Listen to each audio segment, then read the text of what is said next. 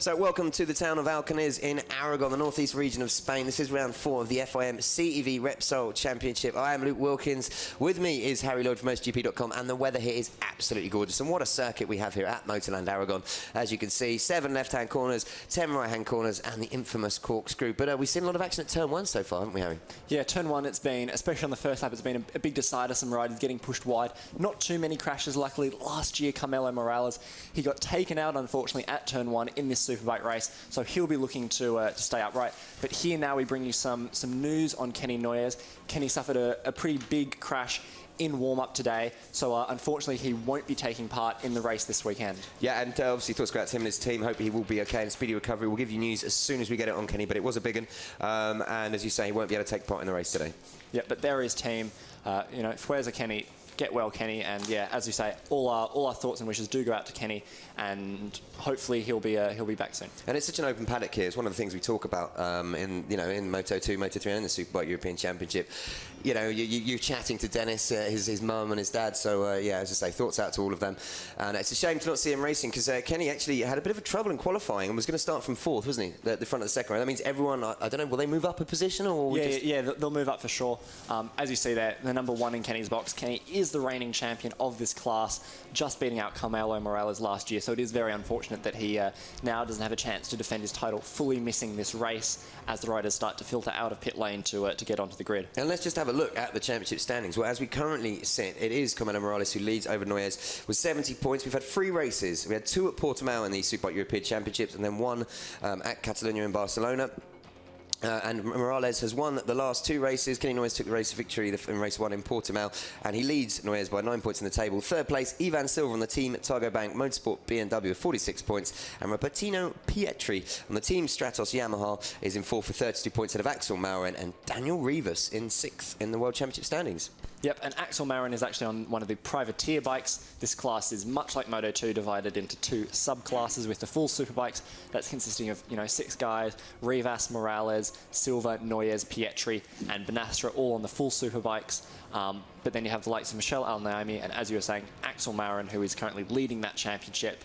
I am personally a big fan of Axel Maurin's style. It is very elbows out, very aggressive, much like Ben Spies back in his World Superbike days. Yeah, Axel Maurin, you really like this guy. It is great to see, as you say, riders coming through. He's 27 now for France. He's 7th in French Superbikes last year. Also, FIM Endurance rider. Did well Super Sport in 2010, 2012. As you say, 6th and 7th the first 2 races in Portimao, and then 5th last time out in Barcelona for Maurin. So definite potential there, and as you say, considering he's on a privateer bike. Yeah, and you see a lot of these guys doubling up for endurance riders as well. Even Ivan Silva, one of the guys who's up there in the championship, he also doubles World Endurance duties riding for the Yamaha team. So in World Endurance, he's actually on the bike that Carmelo Morales is on, the new Yamaha R1. Yeah. So maybe he has a bit of an edge understanding how that bike will wear its tyres and that sort of thing.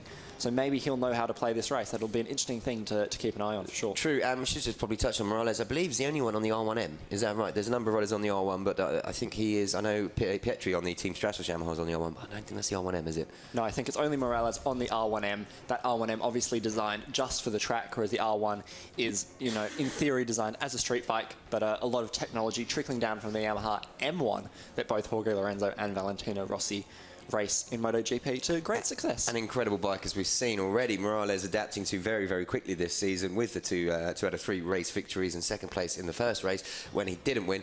Well, you can see the temperature and the heat there. Look, the riders holding their roller umbrellas. That must be scorching down there. We're in a lovely air-conditioned booth just above the start-finishing line, so we're not quite feeling the intensity of this sun, but it must be getting close to 40 degrees out there, and track temperatures getting up to about 46, 47, I should imagine. Yeah, certainly. And that's the other thing. If ambient air temperature is 40, track temperature will be 50 degrees plus, as the track's been baked by the sun all day, and it hardly gets a break. We had a tiny cloud in the morning, but that's long since gone, and it is nothing but baking hot as we look at Carmelo Morales' last quick chat with the team. Just before we go through the grid, just to remind each other, these are Michelin tyres they're on for these, aren't they?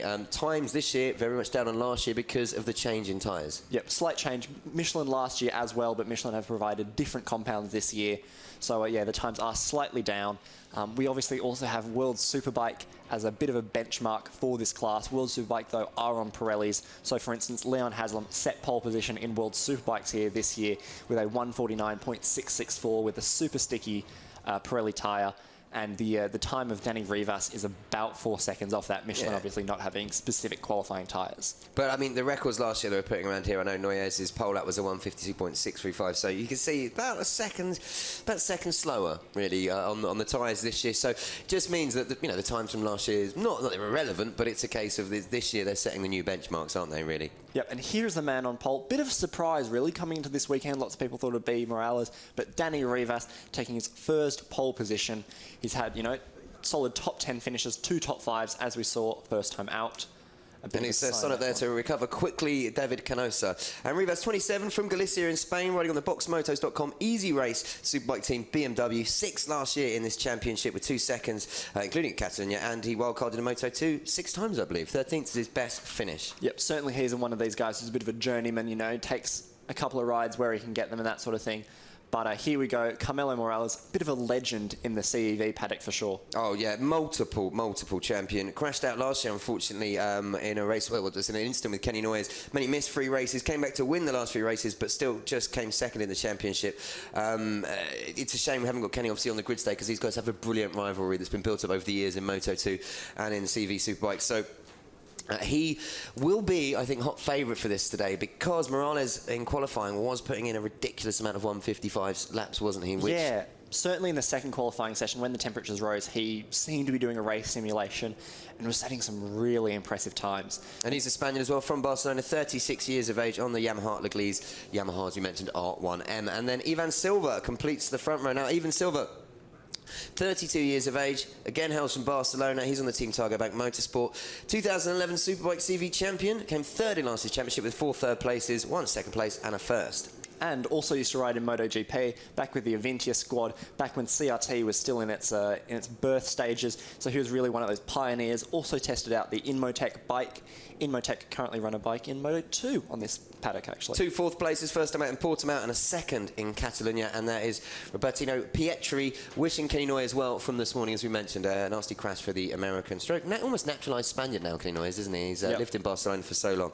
So thoughts are with Kenny. He won't be lining up on the grid today, but that is Pietri in 4th. Yeah, Pietri, one of the ones to benefit from Noyes' unfortunate missing of this race. Pietri had qualified in 5th, but because Noyes will not be starting, Pietri moves up into 4th, as will then all the subsequent riders behind him. And he was a teammate of Noyes last year, and he finished 4th in the 2014 championship. The Venezuelan, 29 years old, riding on the Team Stratos Yamaha. Yeah, and another one of these journeymen, he's racing AMA as well as Moto2 a bit. And then here we come to Banastra, who is the teammate to Danny Rivas.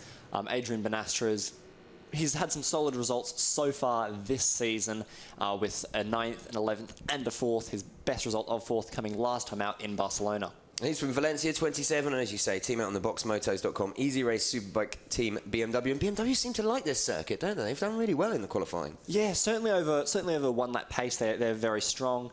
Again, we saw the temperatures rise in session 2, and times were about 1 or 2 seconds slower, depending on the rider. But Morales' pace of 1:55 does seem to be the aim. And there's the leading privateer, Iki Cooper Ryan, the Finnish rider from Turku, 24 years of old on the Moto Market Racing BMW. He was the Superbike privateer runner-up last year in the CEV, just lost out by 1 point, and he'll be looking to build on some impressive results already this year. 8th and 10th in Portimao, and then 6th in Barcelona. It almost looks like he's cold, which, being from Finland, seems odd to feel cold in this scorching temperature. It does actually, doesn't it? It looks like maybe that's just his focused huddle. Yeah, because maybe he's got lots of ice packs down that front and we can't see, because everyone else is rather warm out there. He looks like he's hugging himself to get warm. Yeah, so hopefully he can keep cool in these hot conditions and can be yet another Finn who we give the nickname Iceman. Now, up next, we have a Qatari rider for the Qatar racing team. Look at that gold helmet. Best helmet on the grid, for sure. That is, I'm not going to lie, pretty pimp. He's on a Kawasaki. He's 31, from Doha. Michel Al-Naimi. First race, was it not? Barcelona, I believe, was it not? Yes, he missed the first 2 rounds, but Michel Al-Naimi, again, used to race in Moto2. He'll definitely be used to these scorching hot temperatures coming from Qatar. Look, he's even got a shawl on to stay warm. Tell you what, he's shown impressive pace. To come off, he qualified 8th in Barcelona, finished 8th, looked really good throughout the race. He's qualified 8th here as well, which when you consider, as you say, the top 6 of all the Superbikes that from there are privateers, that's very impressive pace. And there is number 46, Pierre Texier. Yep, a good showing from the Frenchman on the Kawasaki with Texier Racing. His own race team, yeah. Own race team. So that's kind of the idea of these privateer guys, is that You know, they don't have all the full factory support, all the fancy bits, but they come, they race. Most of these guys are really competitive, and you know, some of them like Al Naimi and like Texia will probably hassle one or two of the Superbike guys. Yeah, definitely. It's not like I mean, while you often see the Superbike guys, pull away from 5 tiers, you will see them actually, as you say, dicing and overtaking each other here. It's not such a massive gap like, for instance, in Moto2 and Superstock. Pierre Texia, 21-year-old from Bordeaux, and as you say, has his own racing team, which I'm kind of jealous of at the age of 21. Yeah, certainly that's not many 21-year-olds have that. As the teams start to slowly filter off the grid, final preparations being made. As we've said in all the other races, tyres are going to play a big one, especially in Superbikes, where they do have that much more power going through the rear wheel. And it's another Frenchman, actually, who will be lining up behind Texia, Jonathan Hart from Northern France. But let's run through the full grid for you. And as we said, row 1, it's Daniel Rivas, his first ever pole position in CV Superbikes, ahead of Carmelo Morales and Ivan Silva. You have Robertino Pietri, Adrian Bonestra and Iki Kuparainen completing row 2. Yep, then Michel Alnami in his wonderful gold helmet ahead of Pierre Texia and Jonathan Hart, as you were just talking about. Yeah, the two French riders there on row 3. Ole Bjorn Plassen, the Norwegian rider, at the head of row 4. Axel Maurin, another French rider. Lots of French riders in this Superbike category. Raul Martinez, row 4. You've got Gomez, Mackinnon and Al Sulati, which is Alnami's teammate, in row 5. And then it's De La Cia, Chris Cotton and Michael Pedersen completing row 6. Yep, a Canadian up there. You don't normally see many Canadians in road racing. Then we have Michael Morin, Juan Alonso, Philippe Legalio, the oldest rider in the paddock, with Mika Hoglund rounding out the rear. Philippe Legallo, I'm just trying to remember. You say he's the oldest rider. Exactly how old he is, because he is he's 57. So that's not, there's not to be sniffed at. Getting a bike round there, you might look and think, well, hang on, he's 4 seconds back from Maurin, who's 2 places ahead of him. Well, I don't know if I'll be able to get a Superbike round here in 2 minutes, 2 seconds. So especially not when I'm 57. Yeah, certainly. There's a lot of people in their prime who probably couldn't get within a second of him. So, you know, fair play to the old boy for getting out there and giving it a try.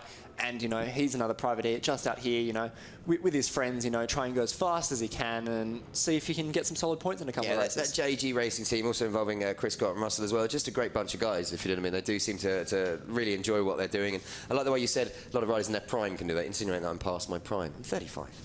Yeah, that's well past the prime. So we have the teams clearing off the grid. They will go for a warm-up lap. Just to remind you, it is 15 laps. All the races today, actually, 15 laps around this track. It will be interesting to see how the Superbikes chew these tyres up. Now, we know the BMWs have the 1-lap pace, but I think Morales is going to be pretty hard to beat on that R1M. We know it's softer on the tyres than a lot of other bikes. It's got new engine management systems. It's just a more modern bike. So I think he will be the man to beat today, Harry. Yeah, certainly. And Superbikes, they only have 1 race. So, you know, it's really all out for this race for them. They don't have a chance to come back, make tweaks. It's win or bin it for some of these guys. Danny Rivas starting from pole for the first time. He can be a bit of a loose cannon on occasion. So he'll be one to watch into turn 1. And, you know, as I was saying before, Morales taken out last year into turn 1, unfortunately, so he'll be looking to avoid another rider slamming to the side of him. Yeah, well, hopefully we won't get any contact going through turn 1. As you can see, the guys just filtering for them to warm up. There's not a lot of room there, is there? And they're big bikes, and when you have 30 of them on the grid, or 23, sorry, on the grid, or 22 it is today, you know, it's a tight space they've got to squeeze through. Yeah, certainly. You know, turn 1, tight, 90-degree left-hander. So there's just enough time to pick up a fair bit of speed off that start line to then really have to get hard onto the brakes. But this Aragon circuit does offer a nice contrast of fast and flowing corners with some tighter, more technical stuff. Yeah, and as you say, the corkscrew, so far we've not seen an instant out, which is brilliant, because it is a very complex set of corners. But yeah, it's just a shame to say we won't have Kenny on the grid today lining up, because I think even if he had qualified in 4th, he would have been in contention, as he has been all season, for the race win. So yeah, let's have a look at the rise coming down in the back. No one's trying to do a canet and slow everybody up, which is a good sign. No one dramatically slow, so hopefully no one will get penalised next race. Here they come through, the corkscrew that we keep talking about. That's just an affectionate nickname that we've dubbed it. It's not officially called that. Yeah. I keep calling it the corkscrew, apologies. Yeah, it's what we've called it, because it reminds us so much of Laguna Seca. There's such a physical drop there. Yep, about 3 stories more or less. That was the point at which I realised not bringing a scooter for my track walk was probably one of the bigger mistakes I've made in recent times, as walking up that was a bit of a pain in the 40-degree heat that it was yesterday, and it looks like temperatures are about that point today now. So tyre wear and physical wear on these riders, it's going to be really tough. Yeah, I mean, you know, Carmelo Morales is 36, he's super fit, but you're right, I think all the way through the field. Tula Gallo is 57, to even the young guys. Racing in these kind of conditions, especially on a superbike, you're wrestling that bike, there's so much power, there's so much torque. you know, you're really having to fight it, and in 15 laps in these conditions, it's going to be a hard work, and I think you might see people fade towards the end. And as we say, there's the real unknown of tyre wear here. I don't think anyone really has done 15-lap race simulations on the C tyre. We already have a bit of a problem, it seems, for Ole Bjorn Plarsen, the Norwegian rider on the Ducati. So it looks like he won't be starting this race, unfortunately. So the grid is now down to 21 riders. Oh, it's a shame for Plarsen, for the Plarsen road racing team, which is another team. He did not start in Portimao race 1, finished 8th for race 2, and then had DNF as well in Catalonia. So not a great season for him, but we've got the bikes here lining up on the grid then for your Superbike European Championship. We only have one race today in this category, and it is, as you mentioned, Dani Rivas starting from pole ahead of Carmelo Morales and Ivan Silva, and then Repetino Pietri, I should say, sorry, Adrian Bonastra and Iki Kuparainen completing the second row with Al Naimi, Texian Hart on the third row. Kenny Noyes, if you haven't heard, if you just joined us, unfortunately, a crash and warmth this morning and was going to line up in 4th, but is unable to make the grid. Yep, best wishes to Kenny. We're just waiting for the lights to come on, and then they'll stay on for up to 3 seconds, and when they go out, that means the race has started, and we are underway, and it's a great start from Rivas. Wow, Morales looking like he's bogged down on the line horribly. This could really play into the hands of the other riders, and it's Rivas who leads into someone. No, he's had to stand up. Yeah, terrible start there from Morales. Morales way down the order. It looks like all of those top 5 or so guys really got shuffled back, and Dani Rivas maintains the lead ahead of that. Looks like Ivan Silva. Yeah, I think, is that Silva? Did Rivas actually hold on to it? Because I know it looked like Silva came up the inside of him into turn 1. But wow, Morales dropping back through the pack. He looks like he's 7th or 8th there. Big trouble for the Spaniard. But look, immediately he starts siving through the field. But a wonderful start there from Kuparainen. Kuparainen in 3rd overall. So, you know, some of these privateer bikes already going to make life a bit difficult for the Superbike guys. That is Rivas in front ahead of Silva, Kuparainen, and then Naimi up into 4th. What a brilliant start for the man with the gold helmet. Yeah, a really good start from those two, certainly. And yeah, it looks like almost everyone else really bogged down off the start. There is Morales down the order. Pietri's way down the order, outside the top 10 for Pietri, despite starting from 4th on the grid. It's almost like the Yamaha's had an issue with starting. Maybe they're just not used to it in this heat. Who knows? Because Morales and Pietri say the biggest losers there. Morales currently down in 6th, Pietri down in 11th. While we have got Kuparainen and Al Naimi in 3rd and 4th. And what that would be, I mean, I know it's very early days, but to have a privateer on the podium would be immense. Well, and certainly, you know, even if they can't get on the podium, the privateers are still going to. It's still going to be difficult for the likes of Bonastra and Morales to get past Kuparainen and Al Naimi. You know, even if your bike isn't as fast down the straight, you can still make yourself pretty wide in the corners. So it will give the likes of Silva and Rivas a chance to break away. So, you know, maybe tyres won't even become a factor if they can really push ahead. Look at Rivas and Silva opening up a huge gap at the front with, as you say, the back to Kuparainen. But here comes Morales on the Yamaha. He's just coming past Bonastra. He's taken 4th. It won't take him long, I don't think, to get past Kuparainen as well, just due to the power that R1M has got as an official Superbike over the privateer bike.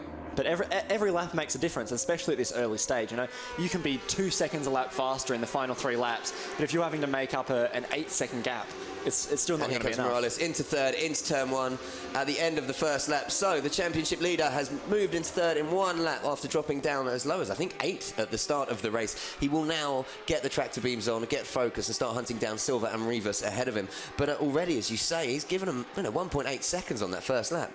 Yeah, and even Rivas is half a second ahead of Silva. So, you know, will Rivas push it too hard at the start and burn out his tyres? You know, the likes of Silva and Morales, hugely experienced in this class and hugely experienced on superbikes in general. And that was Bonastra, by the way. He made a move up on Kuparainen a couple of corners ago to move into 4th. Kuparainen in 5th, and Al Naimi now down to 6th, that means. Yep, and Pietri still outside the top 10. Pietri actually lost a place, so maybe some issues for Pietri there beyond just a bad start. Yeah, he's 6 seconds back from the leader Rivas, so Pietri really struggling on his Yamaha. Which is unfortunate because, you know, Pietri had been right up there, 2 podiums in Portugal, double 3rds, but then unfortunately crashed out in Barcelona. So here is your leader, just coming out, Danny Silvas on the boxmotors.com BMW ahead of Ivan Silva on the Targo Bank BMW, obviously Motorsport. In 1st and 2nd, and Carmelo Morales setting about reducing that gap. He's got it down to 1.5 seconds already from almost 2 seconds earlier, so I don't think it'll take long before he joins in this battle for the lead. Nah, and so far these BMWs looking really, really strong at the start. Morales 1.5 seconds back on Rivas. It's definitely a doable gap, but in these conditions and with tyre wear still a bit of an unknown, you know, maybe if he pushes too hard, it'll all fall down. But a huge battle between all those privateer bikes just behind them. Yeah, that looks impressive, actually. I think that's Jonathan Hart in 10th place, leading that crew across there. And behind him, you've got Al Salati, Pietri, Martinez, Cotton Russell, and Macklin, all within a couple of seconds of each other. Yeah, good fight emerging there. Again, Plassen unfortunately didn't start the race, so he is in the pits, and Legallo is rounding out the riders. Yeah, and you can see there Morales responding. The first bit of open track he's got, and he puts in a time almost 8/10 quicker than the leader, Rivas. So he's going to close this gap down to Silva and Rivas very, very quickly. But it could be interesting if Silva can hold him up for a few laps. You know, there's only another 12 laps to go. This is a very quick race for Superbike race. Yeah, you know, that gap is already visibly closing, and Morales is already on the back of Silva. Yeah. So anything could still happen in the rest of this race, I think. And that's the other thing, you know, with Morales having to fight so hard in these opening laps, tyre wear might be a bit extra than he had planned. So if the team had done a race simulation in qualifying too, maybe they didn't account for this. Maybe they very true. thought he would get away at the start easy. We don't know how much he's taken out of that rear tyre. Bit of a moment there for Silva coming out of that corner. Yeah, and to tell you what, though, Silva seems to have closed on Rivas at the front as a little bit as well. But Morales, look at that. So this is the battle for first then. It is Rivas, Silva and Morales. And, well, there's nothing separating them really, is there? Now, as they come around turn 10 there, slightly different lines, different tip-in points. I was out on track watching, and through turn 11 coming up here, a lot of these bikes were really getting a bit loose. A lot of head shaking there. Ooh, yeah. Just like that. Morales Silva was eyeing up the move there, but decided against it. And there was a good shout, because Silva didn't quite have that under control. And this is where Rivas will be hoping to make the most of it. If these two could just tie each other up a little bit, do you know what I mean? Just for a few laps, and Rivas can get a couple of second lead at the start, then or gap at the start, he'll start believing that he could maybe win the race. Yeah, it doesn't look like this gap's really extending too much. You know, there's a fair few bike lengths between Silva. Silva, again, looking back just to see where Morales is, it seems like riders really like looking back in this CEV championship. And here goes Morales into second on Silva, as we thought, there at the end of the back straight. Tipping into turn 16, and they'll come around to complete lap 3 of 15, with Rivas still in the lead, but Morales, having recovered from an awful start, to get up into second place after just 3 laps. So he'll be happy with that response. And a beautiful pass on Silva there, you know, already starting to push the gap. And Silva having a look, but I think that might just be him taking a slightly different line. Yeah, and, you know, Morales looked like to already be closing up on Rivas there into turn 1. So I think that Rivas is going to have a bit of a problem soon. And there we go. We're just seeing the Morales move on Silva. And yeah, I think Morales is going to catch Rivas rather quickly and get away at the front if not careful. But these leading 3 riders open up 2.5 second gap already almost over the rest of them. And Bonastra in 4th on the other Superbike. Before Cooper Rynan still leading the privateers in 5th ahead of Al-Naimi, Texia Mowen, and Pietri's moved up to 9th now. Yeah, and, you know, Morales, even if you can't get past during the lap, that straight will offer a really huge advantage. We saw on that last lap that Morales was able to come out of the slipstream at the perfect time to get through on Silva. So he could just be waiting for the straight to do that with Rivas now as they get to turn 9. Just a couple more corners to go till they're on the straight. I think you're right, actually. I think he's just biding his time. There's no rush to get past. As we've seen in this championship, the only person that's really been able to run with Morales' pace has been Noyes. So in this race today, for him, it was a case, I think, get out in front, and everyone else is battling it out for second. But we might be proven wrong, as you say. We don't know about the tyre life yet. Yeah, and I mean, Morales' last lap, almost a second faster than the riders behind him, and almost 0.7 faster than Rivas ahead of him. Yeah. So it looks like he definitely has the pace to get past Rivas there as they start the run down to the straight, tipping it right and then flick it left onto the straight. One rider who's really making a charge through the field is the French rider Pierre Texier, number 46. He's lapping over a second quicker than the man in front of him, Al-Naimi, so he might be making a move through the field here, as I think guys are starting to get into a bit of a rhythm now. And here's Morales. Is he going to pull out on this back straight, or will he just sit behind Rivas? Under braking? No, decides not to take it on that lap. I think he's happy to kind of sit there. He knows he's got the pace and maybe the power to blast past him, although that BMW is pretty good down the straights. Yeah, BMW, especially when that bike first came out all those years ago, it was really known for its top-end speed. And, you know, the Yamaha is still a really new bike, so there's a lot still unknown about it, you know. Those sort of stereotypes about the bike haven't really set in yet, so we don't know where it's really strong and where it's really weak yet, because it's only been a handful of races in every championship it runs in. And Morales already looking for a way through on Rivas now as they come out of turn 2. Yeah, I think he does. You've got to be careful. He doesn't want Silva to be able to get a chance to get back involved in this fight. Well, they are pulling away by half a second from Silva. Through, there we go. Tighter line. Rivas has to stand it up. And Morales is through. And I reckon from here we're going to see Morales just off like a scalded cat. Yeah, I think you're right. Away. I think it's something you've touched on before, especially when we've seen him racing with Noyes, is that new Yamaha chassis. It just looks to turn so tightly. And I know it's down to Morales' riding style as well. Here is his pass. Look at that. As clean as you like. Beautiful. Much tighter line. Rivas has to stand it up to avoid contact. and then Morales can just go, go, go. I think that R1M chassis just looks unbelievable because look, he takes such tight lines through all corners, and it's just a tidy ride. All they're saying that a bit of a slip there. Looked like he was losing a bit of traction. Now this is where, as we say, well, I think you did a bit of research on the tyres, wasn't it? 8 laps was the most anyone had done on the C, I think. Yeah, it seemed about 8 laps. You know, it's a bit hard to tell sometimes. As we were saying, the CEV paddock is quite open, but some things they like to keep to themselves. Yeah, exactly. So it looks like Rivas has been able to close up that gap a bit. But yeah, as you were saying about that Yamaha R1, I've heard it described as being like riding a 600, you know, very agile and nimble, but with the power of 1,000, which is almost exactly what you want. It's like when the Aprilia RSV4 came out, you know, that's exactly what it was. It had the chassis of a 400, so nimble, but with incredible amounts of power. And I think this R1, as you say, looks pretty impressive. I know we've got Josh Brooks in British Superbikes, who's getting some good results on the back of that. And considering, as you say, it's the first season in development for this machine. And Morales, he just opened up, was it 3-4 tenths at the front there over Rivas, and then similar gap back to Silva. So these three maybe just settling to a bit of a rhythm. Yeah, they're still all together, you know, through that corner. They're still all within striking pace. And maybe if Rivas, it looks like Rivas is going to go for a bit of a move, but got a bit squirrely on the brakes there. Rivas, he seemed to have good drive as they came past our commentary box, looked to be getting ahead, but then just lost it all on the brakes. Yeah, lost a lot of time under brakes there. Couldn't get his bike stopped. But as you say, I'm surprised, you know, he's power-wise, he's sticking with Morales on that BMW, which... Sorry, yeah, Rivas on the BMW, Morales on the Yamaha. So, yeah, interesting. He's not just going to be able to blast past anyone on the straight, I don't think. And Morales, I think we'll see him get his advantage and he get out his through the corners. But then quietly sitting in third is Ivan Silva. We saw in Barcelona, Silva waited till the last lap to battle with Kenny Noyes for those final 2 podium spots. And I think we could be seeing a similar thing here. Silva won't really push Rivas too hard, but he'll just wait for his opportunity to just slip past easily. Yeah, and just so you know, the gap back to Bonastra from these leading trio is, well, it's almost 3 seconds, just over 3 seconds now in 4th. Cooper Ryan in 5th is a further, 4 or 5 seconds back from that. And then, as you say, the battle really is kind of for 5th between Cooper Ryan and Texier, Pietri, Al Naimi, Maurin and Hart and Gomez all involved there with Martinez and Al Salati as well. Yep, and Pietri now finally starting to make a charge, but certainly Pietri's chances of a podium are long gone. Pietri 10 seconds off Morales and about 6 seconds off even a potential podium. So, no, see, I think exactly what you were saying, Silva and Rivas just having to push that little bit harder than Morales to keep this pace at the front, because Morales just starting to eke away from them. The gap's gone up to 6 tenths now, and visually it's looking a bit bigger. And again, a lot of riders looking back.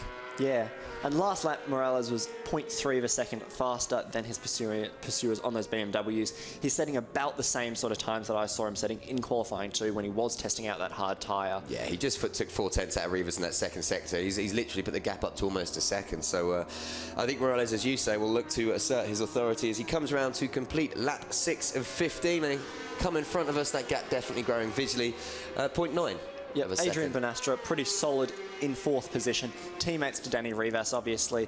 Bonastra's about 4 seconds behind Silva, but then he's got 6 seconds ahead of this battle for the top privateer, and also Pietri now coming through like a steam train. Pietri there going past Texier into 6th place and trying to make a move on Cooper Ryden.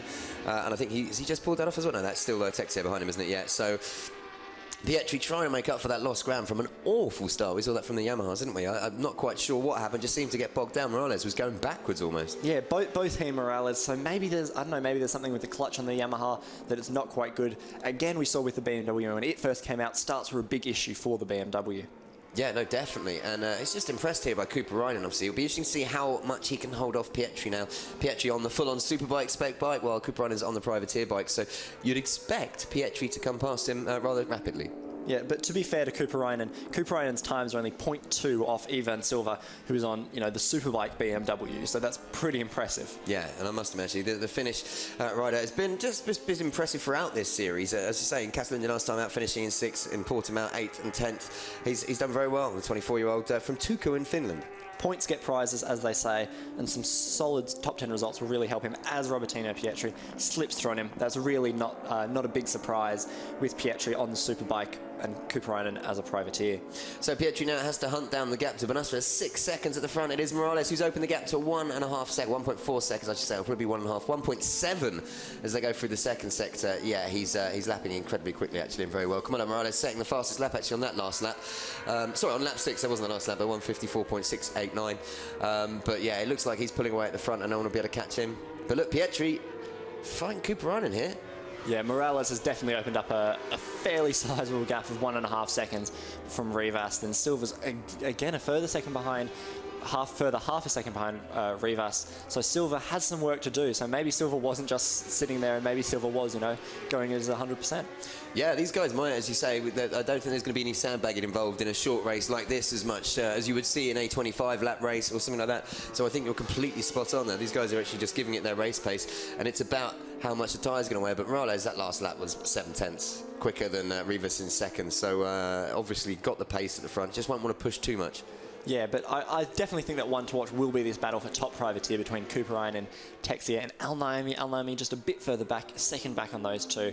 But maybe towards the end of the race, when the tyres do start to drop and the fatigue sets in of this heat, that Naimi can get back up there. Certainly, I'd like to see that gold helmet up on the podium. That would be pretty cool. It's got to be said. That has to be. I think when you have a gold helmet, you have to aim for the podium because you know it's not really subtle, is it? So. No, he definitely brings his own style to the grid. But it's Morales, once again, as we saw in Barcelona, Morales, once he's at the front, this season he's just been able to break away and just push and push and push, opening up that gap. Over 2 seconds now as they come in front of the Aragon wall. Big moment there for Rivas again. Now, is this a case of his tyre starting to go off? Because that was under gas coming out of the corner, starting to accelerate. It definitely starting to slide a lot there for Rivas. Yep, that certainly looks like my tyres are falling off. Also looking back to see where Silva is, that looks like an almost definite sign that his tyres are maybe dropping off a lap or two earlier than he thought they would. We're about to go into unknown territory, as we say, as far as we're aware, because some of the riders like to keep, to say, the tyres they were using in qualifying that a little bit secret, but we know that 8 laps was pretty much the limit they'd put in at. So we don't know if we're going to see these tyres drop off the edge. Normally, on the harder compound tyre, there's a slight drop and then it kind of stabilises, but we'll have to wait and see. This is unknown territory as they come round, and there's like problems there for Silva. Problem there for Silva, signalling to his team that something's not good with that big thumbs down, but you know, as we know, unlike F1, there's no onboard radios for this, so we can't know exactly what the problem is. Oh, he's dropping back quite a lot now, actually. He's signalled and he's looking behind him again. And if you see here, look, there's something wrong. Fuel, is it? It's just not good. It can't be fuel at half race distance, surely. I'm just so used to seeing someone on the road pointing at their fuel tag when they're doing it, but I'm not quite sure. Big thumbs down, and yeah, Silva now dropping back drastically. But he's not pulling off, so he's clearly trying to stay on track, but yeah, it looks like his podium challenge has faded, so maybe Benastra and even Pietri can get up there depending on how bad this problem for Silva is. Just looking, it doesn't look like there's any... No, it doesn't look like he's going full chatter out there at all. I mean, he's still going quick, as you say. It doesn't look like there's any big problem with his bike. Apart from there, that maybe looked a bit funny. It must be something internally with the engines or maybe the electronics that something's gone a bit haywire, perhaps. Yeah. Because there's nothing hanging off the bike, it's not spitting oil, but it definitely didn't look too stable coming through the corkscrew there. No, he just seems, as you say, seems to have lost a lot of confidence, and we have obviously passed 50% race distance now. If we've completed 8 laps out of 15, we're on lap 9. So if there was to be a red flag, as we saw in the Moto3 Junior World Championship race earlier, this would be points decided, and this would be the end of the race. But yeah, it's interesting. Silva managing to stay upright, looking to get round, and he has got a 5-second advantage over Benastra in 4th, so we'll see when they come around to complete the next lap actually how much that's dropped.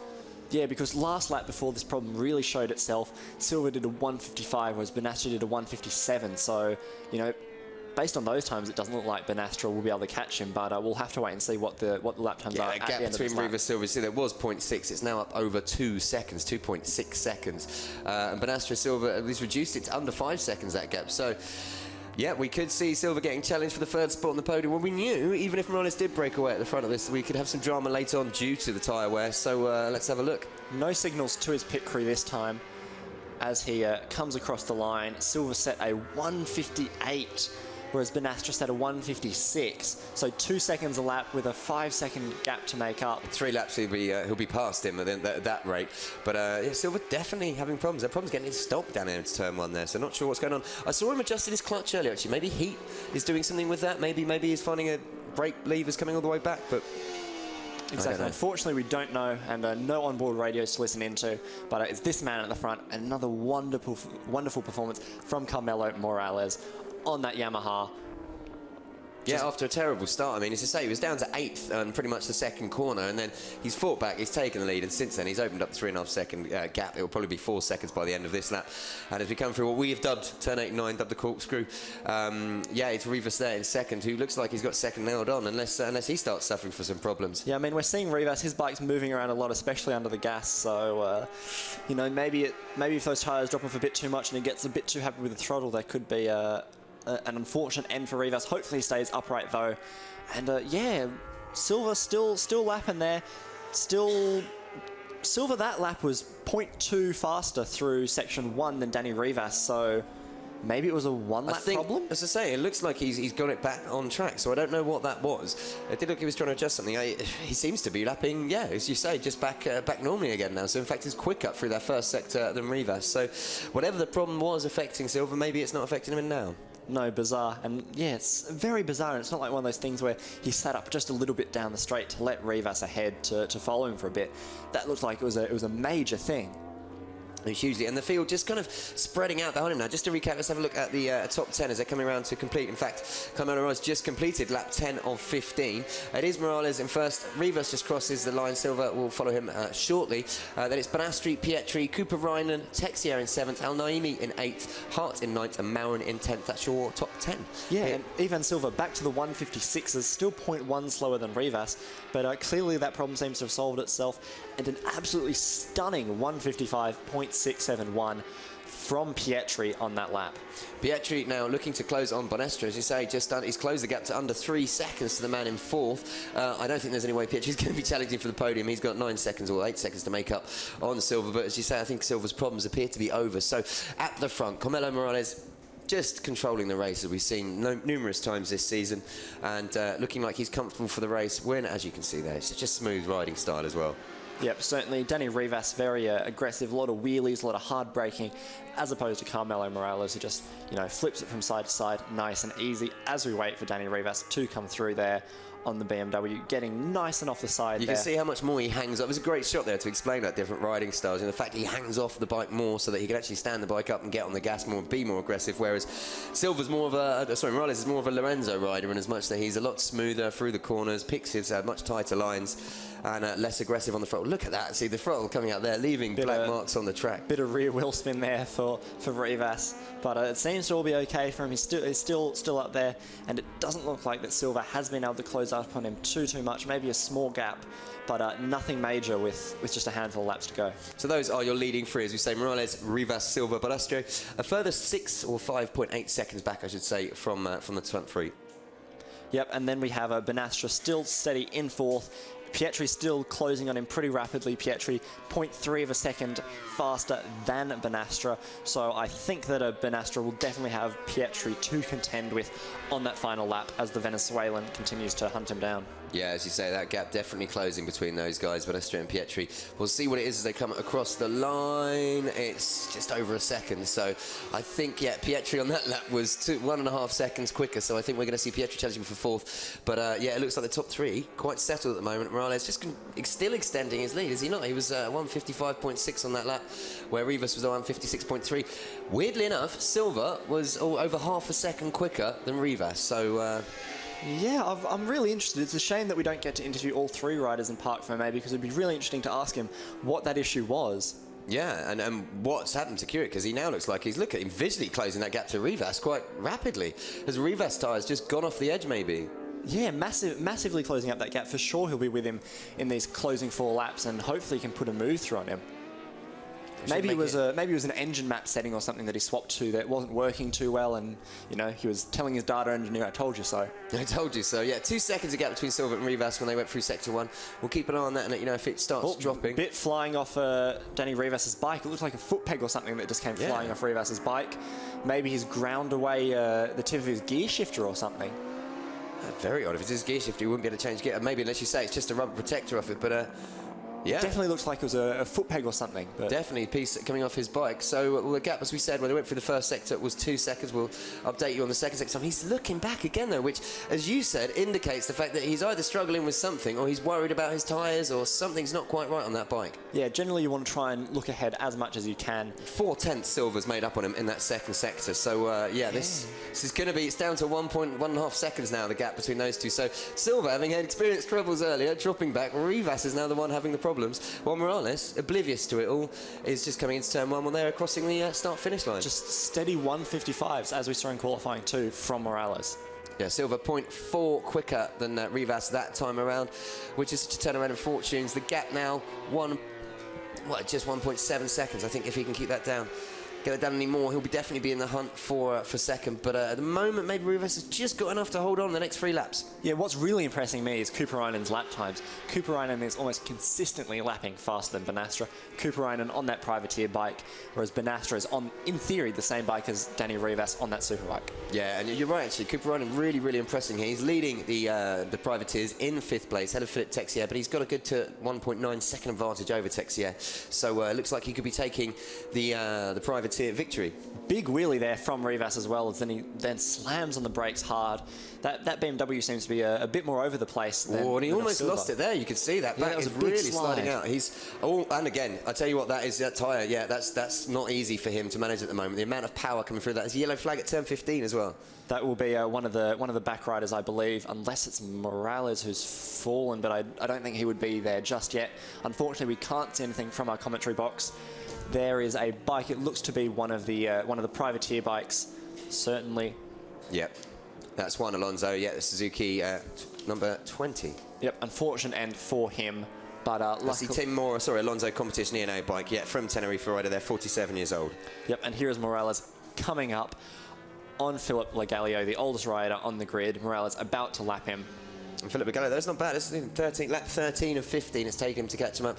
And as we just confirmed, rider 20 there, crashed at turn 15, rider okay. Let's get back to the Rivas Silver gap. It looks to have just settled down about now for a 1.8. It looks like Rivas has responded. Whatever his problems were on that last lap, he seems to have recovered slightly. Let's get the times they come across here. Yeah, Rivas responding with a 155.9, Silver 156.1. So, in fact, at the moment, Rivas are the only ones in the 155s on that lap.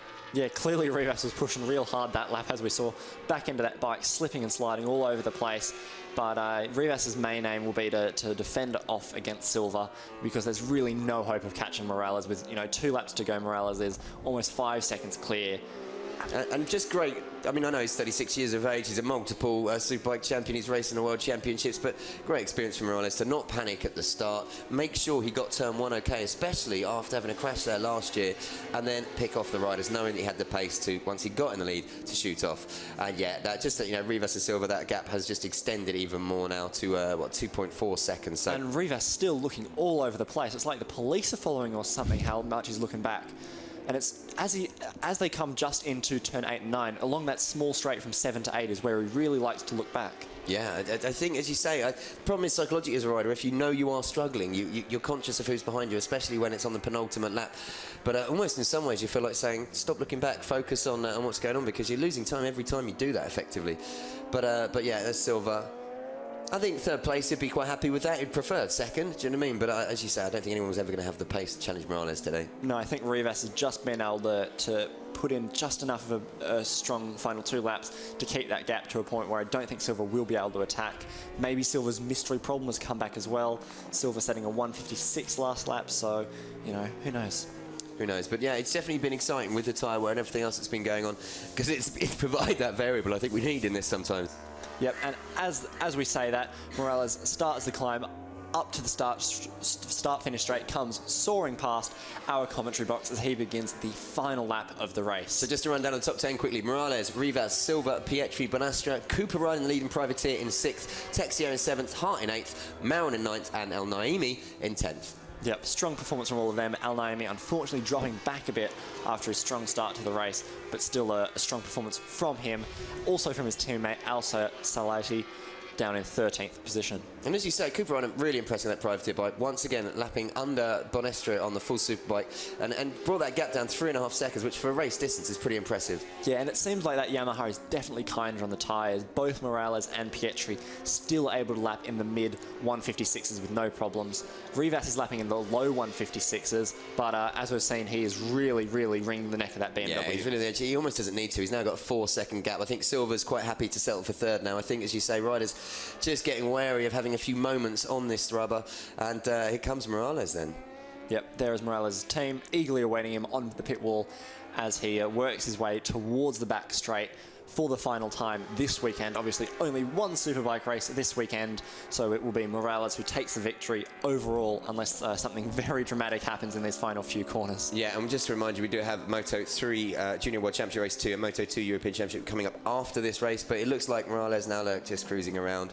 4.7 seconds lead with the last time around when they came through in the lap timers, so an easy, comfortable victory. Taking a glance back, so he heads down the back straight, knowing he's just got the last 2 corners to get through. Already starting to practice his wheelie a bit there. Yeah. Same with Danny Rivas. It looks like a bit of mono wheeling out of that corner there. But yeah, look at that, huge gaps between all of these top 3. So it looks like they're pretty much settled into the podium positions in what was a dramatic race at points. Yeah, definitely. As you say, it was one of those ones where we knew tyre wear would come into it.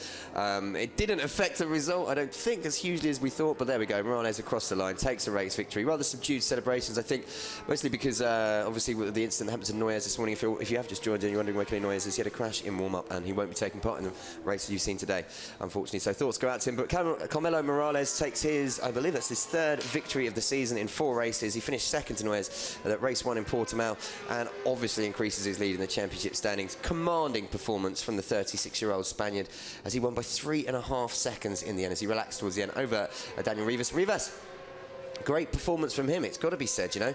Shouldn't be besmirched at all. The Glycerin rider on the BMW, as I say, 6 last year, and 2 second places were his best finishes, and he's just equalled that here. So awesome work from Rivas. His first pole position, 2nd place for him. And as you can see there, confirmation, Carmelo Morales taking the victory. Yeah, as we say, very subdued celebrations from Morales. I think just taking time to sort something out on his bike, probably giving a wave to the fans, but we'll definitely be concerned about it. As I say, one of his great rivals, Kenny Noyes, and obviously, as we said, we'll bring you news if we get any of that from the paddock. Right, there is Rivas, first pole position. Finished the race in 2nd place. Very happy for the Spaniard, you can imagine. Especially after he had that moment, it seemed like Silva was going to come back at him. And Ivan Silva in 3rd. He was 4 seconds back from Rivas in the end, but I think that is a case of, yeah, on that last lap, over a second he gave up as they relaxed and realised that they weren't going to be caught by anyone else. Pietri, brilliant recovery. He found himself down, I think, in 12th at the start, at the end of lap 1, or definitely after the first few corners. Came back, and although he finished 14 seconds off the pace of Morales, he was pretty lonely 4th place ahead of Benestri. Cooper Ryan in the leading privateer. Pierre Texier, he crossed the line in 7th, Jonathan Hart in 8th, Axel Maurer in 9th, Al Naimi was 10th, Martinez 11th, Gomez 12th, Al Sulati 13th, Mackinnon 14th, Chris Cotton Russell in 15th, taking the last championship points on offer. Well, De Lucia was 16th, Pedersen 17th, Michael Marouin in 18th, and just crossing the line now has been Hogland, and Philippe Le Gallo down in 20th, number 66, 57-year-old privateer rider there, with 2 riders not finishing the race. That was Alonso and Plassen, both privateers, crashing out earlier. So there you have it. Carmelo Morales has been given the flag. He's coming round now into pit lane to complete his lap and head down to Parc Fermé. We'll have a chat with Harry. Taking his time, actually, just having a chat with Al Salati, who finished in 13th. So good performance, actually, from the Qatar racing team. With Al Naimi in 10th and Salati in 13th. And already Silva's come back, and he's having a look at the back of his bike. I wonder if he's trying to check if there's any rubber left on that rear tyre. Yeah, he's saying, look at that. That's what you call tyre wear, I believe. Obviously a bit concerned now. What about the front? Yeah, wasn't sure. We did say we thought we saw something come. That was Rivas's bike, wasn't it? So I'm not quite sure what Silva's complaining about there. Just obviously not very happy, losing the grip, but brilliant podium for him. And for Silva, actually, it should be said, that is his, we qualified, took 2nd in Catalonia after qualifying in 3rd. So that is his 2nd podium of the season after 2 4th places in Portimao. So there we go, final results, here we go, let's have a look through. Carmelo Morales taking the race victory by 3.5 seconds then on the Yamaha R1M ahead of Daniel Rivas on the BMW. Ivan Silva in third, Pietri fourth, the Venezuelan say recovering from a terrible start. Bonastre in fifth, Kuparainen sixth, this leading privateer rights goes Kuparainen, Texier seventh, Hart in eighth, and Axel Maurer, the Frenchman, in fact leading trio of Frenchmen. Look, Texier, Hart and Maurer in seventh, eighth and ninth.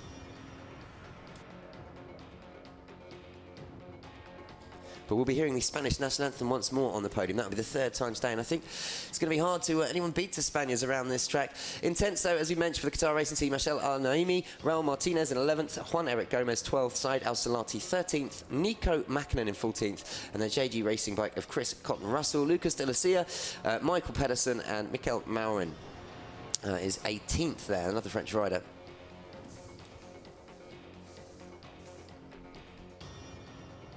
So you can see the heat haze here on the pianos. Look at that, the curb here at MotorLand Aragón. Temperatures outside, I think, are pretty much at 40 degrees now, so track temperatures will be boiling up. There is Danny Rivas coming in. He'll be so happy. You know, that's a big result from first pole position to lead the race as well. Great experience, although once Morales got past him, he didn't give up the fight. He just knew that he probably didn't have the pace to reel in the former CEV champion. Congratulations to Rivas, though, on his podium. To say sixth last year in the championship, so equaling his best ever finish in second place in the CEV. So congratulations, Superbike European Championship Race 1 done and dusted. We're getting ready for the podium. Harry has gone down there to have a chat with Carmelo Morales, where he's just arrived at Parc Fermé, and there he is, taking on himself. The Spaniard, a huge hero around here, having raced in, as we said, Moto2, numerous World Championships, has won the CEV Superbike Championships before, Superstock. He's a bit of a legend in these parts, shall we say, from Barcelona, and he'll be making his way over to Harry for a chat. Let's have a look at his rear tyres. He looks a little bit smoother, quite worn, but not as much damage as the BMWs by the seams of it. So, as we said, only one race in the Superbike Championship today, so that is your lot when it comes to Superbikes. But we're going to cut down to Harry very, very shortly, who should be with Carmelo to get some words on that race.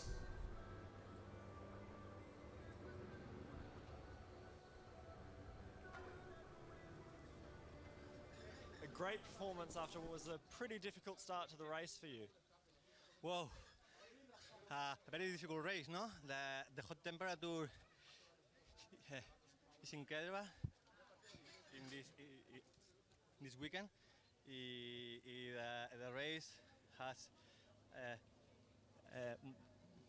very difficult, but my Yamaha, the rendiment is okay, and the tires,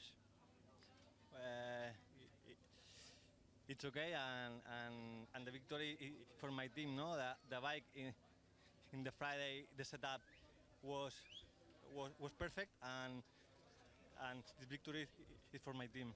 I'm very happy. Bueno, muy contentos, ¿no? Porque en esta pista, la verdad que este fin de semana ha habido unas temperaturas increíbles.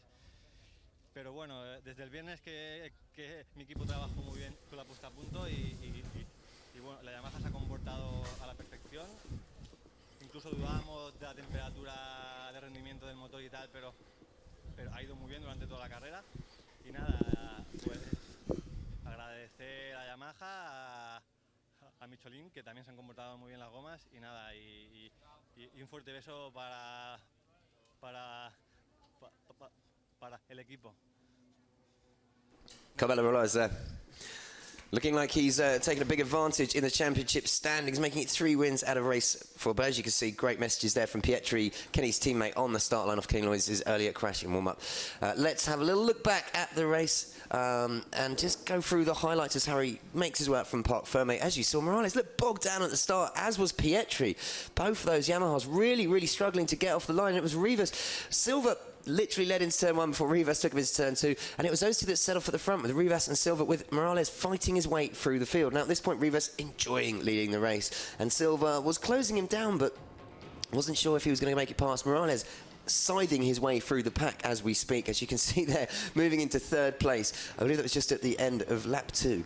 So it didn't take him long, and then he set about the front. Here he is overtaking Ivan Silva for 2nd before moving up the inside beautifully, actually, that is down the end of the back straight, of Danny Rivas here. It was a very clean move, and once Morales had got into the lead, there was only going to be one race winner. He was lapping his fastest lap, almost a second quicker than most of the other riders. So, yeah, Morales controlled the race at the front. Rivas and Silva, both at different periods, experienced some problems. Silva had closed right back up, and then look, he was signalling to his crew there was something wrong with the bike. We saw one of the privateer riders go down as well, an unfortunate incident there, but rider was okay. That was, sorry, Juan Alonso. And here we go, Morales then just settled to rhythm at the front, opened up a 4.5 second lead, which was 3.5 seconds they came across the line. Danny Rivas taking his best result in the CV, second place, and Silva another podium in third. And Harry's just joining me back here. Great race, really, for the Superbike Championship. I really enjoyed that. Yeah, it was good. Ivan Silva not too happy when he got into Parc Ferme, pointing at the exhaust, then having a bit of a word with the Michelin tyre supplier man. So the Yamaha's tyre definitely looked in better condition than both the BMWs. And that's really interesting. And as you say, it's down to the nature of each individual bike on how it uses tyres. Do you know what I mean? So BMWs, we know, a lot of power. But look, we're getting ready for the podium now as Morales takes his place up there. It's Cooper Reinen, who's a privateer who won the privateer race, so he'll be presented with a trophy as well. Yeah, really good result from Cooper Reinen. And, you know, Morales dedicating that win to his team. Clearly, he and the team have been working very, very hard. And Rivas also overjoyed as the Yamaha Leglise team take the Constructors' Trophy. Yeah, and I don't think we should be underestimating, as you say, how quickly that team's adjusted to a new bike. We know when the Kawasaki ZX-10 came in, when, as you say, the BMW S1000RR came in, it takes time to develop a world-class racing machine. This new Yamaha R1 M that Morales is on, it's hit the ground running. They say second place in race one. Since then, he's been pretty much untouchable. Yeah, really strong results from Morales as he and the team continue to learn the bike, you know, develop one or two more trick parts for it. And here we have Morales waiting to get his trophy as... Oh, no, sorry, that's Ivan Silva receiving his trophy first. As I was saying, Ivan Silva not too happy with something on the bike, pointing to the exhaust, then looking at the tyres, but certainly Danny Rivas' tyres looked much worse than Ivan Silva's. Yeah, see, that's interesting, isn't it? Because, as you say, Rivas... at times they were kind of looked like one was coming on really strong. We saw Silva struggle, obviously signalling to pit lane. That's probably the problem with his exhaust. As you say, maybe it was heat from the exhaust affecting tyre. Well, I can't imagine that. That seems a little bit too far-fetched. But whatever it was, yeah, you know, it obviously affected them during the race, but they managed to both recover from whatever issues there were. Brilliant race from Pietri as well in fourth to come back from the field. And there's Morales take this trophy in front of his home support. They love him here in Spain. As you say, a real local hero. Yep. And it come through adversity last year, breaking both his ankles and missing out the championship to Noyes. He now gets his oversized check for free fuel. Yep, I think he and all of the other Superbike riders are pretty happy that there's no race 2. It seemed like that race especially took it out of them, maybe a touch more than the Moto3 and Moto2 guys before. Much more physicality riding the bikes, and also they're just a little bit older on average. So there is Morales, Rivas and Silva for the third time today. We'll have the Spanish national anthem.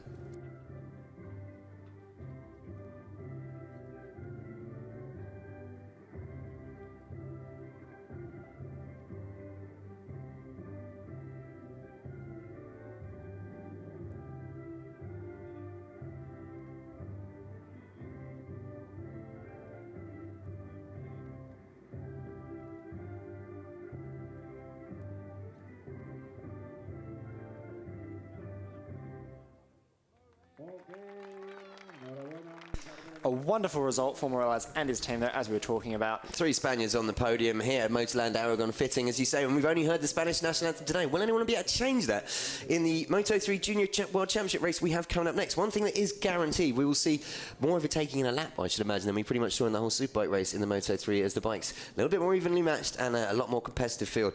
But Morales taking nothing away from his victory there. Brilliant work, and for Silva and Rivas, both on the podium. And Cooper Reinen, as you can see, brilliant result for him. Look at the smile on his face. Yeah, the riders there electing not to spray champagne, probably out of respect for Kenny Noyes, who, as we said before, was unable to take part in this race, unfortunately, due to his warm-up crash. So they're just posing for the photo, and they will nip off for an extra interview or 2.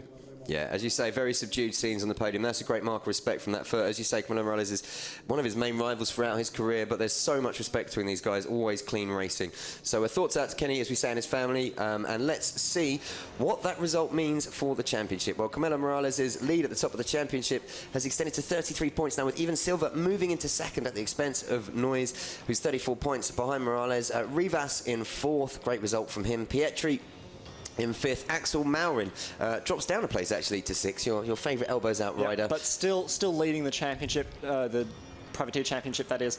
Then we have Jonathan Hart in 10th, ahead of Alejandro Esteban, with Michel Alnaimi after that excellent result in 12th position, Raul Martinez in 13th. Yeah, Ole Bonplas, if I can say it, Lucas De Lucia in 15th side, Al Salati 16th, Chris Cotton 17th, and Nico Mackinham in 18th, another Finnish rider. Yep, and that screen there demonstrates the huge mix of nationalities we have. You know, French, Spanish, Qatari, Spanish, Norwegian, Spanish, Qatari, Canadian, Finnish. Yeah. Yep, not many other places that you'd see that mix of riders, certainly. I mean, even racing though motorcycles. As you say, the Superbike European Championship obviously attracts the best riders from around the world. Juan Eric Gomez in 19th, Michael Pedersen 20th, and Fabian Parchard was our last finisher in 21. Only 2 riders didn't finish, and that was Alonso and Plassen, the 2 privateers. So that's your European Superbike Championship race done for today. As I say, we have got Moto3, the Junior World Championship Race 2 coming up next, and we were treated to a bit of a tour de force from Juan Mir in Race 1, weren't we? Yeah, hopefully some riders will be able to catch up with him, because that battle for first was not really a battle. The battle for second is riveting stuff, but yeah, Mir was pretty much unstoppable in that race. Well, but I think what's the heat's picked up, so... I was just about to say, sorry to interrupt there, I think what's going to be exciting is that the changing conditions are probably going to mean we have to throw the form for the first race out of the window. I mean, it was 3 hours ago that the the Moto3 guys were last down track, and the temperature's probably risen by 10 to 15, even maybe 20 degrees on track down there. So with conditions going to be so different, they're going to need to change settings, they're going to need to change so much. And a bit of an unknown period, because qualifying yesterday, the second qualifying session for them was about 1:30, wasn't it? So they'd finished by 2:30. So it's a bit hotter today. It's going to be interesting, let's put it that way. Yeah, and the temperatures seem to have risen a tiny bit, but we'll have to see what Moto3 holds coming up just now.